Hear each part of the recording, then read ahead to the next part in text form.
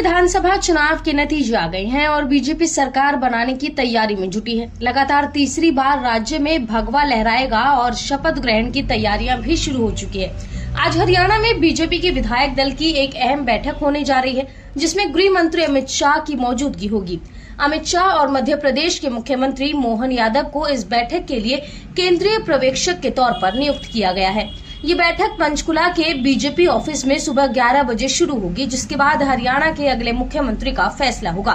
BJP की जीत के बाद अनिल विज और राव इंद्रजीत सिंह जैसे बड़े नेताओं ने मुख्यमंत्री पद की दावेदारी पेश की है। 3 प्रमुख दावेदारों के उभरने के बाद अमित शाह ने खुद पर्यवेक्षक की भूमिका संभाल ली है, ताकि किसी भी तरह की गड़बड़ी न हो सके। इस चुनाव से पहले पंचकुला में अमित शाह ने ये साफ कर दिया था कि नायाब सिंह सैनी ही मुख्यमंत्री रहेंगे। विधायक दल की बैठक के साथ 17 अक्टूबर को होने वाले शपथ ग्रहण की भी तैयारी चल रही है। अमित शाह को पर्यवेक्षक बनाए जाने के बाद ये अटकलें लगाई जा रही हैं कि पार्टी कहीं कोई और सरप्राइजिंग चेहरा तो नहीं लाने वाली।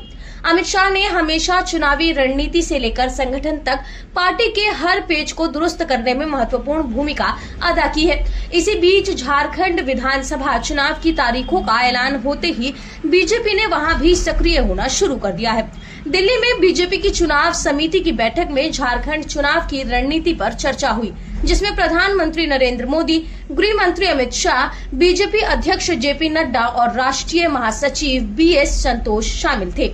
इस बैठक में झारखंड के लगभग सभी सीटों पर चर्चाएं की गई। 52 से 53 सीटों पर उम्मीदवारों के नाम फाइनल करने पर विचार हुआ। कुछ सीटों पर नाम तय करने की जिम्मेवारी पार्टी के राष्ट्रीय अध्यक्ष को दी गई है। अगले 2 दिनों में झारखंड के लिए उम्मीदवार की पहली सूची जारी कर दी जाएगी।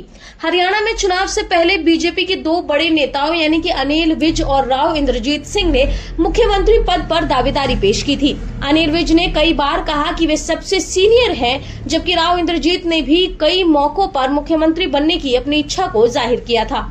हालांकि अब दोनों नेताओं ने अपने दावे वापस ले लिए हैं और कहा है कि बीजेपी के नेताओं के बीच सीएम पद को लेकर कोई विवाद मौजूद नहीं है। अभी सबकी नजरें विधायक दल की आज की बैठक पर है, जिसमें अगले मुख्यमंत्री का फैसला होना अभी भी बाकी है।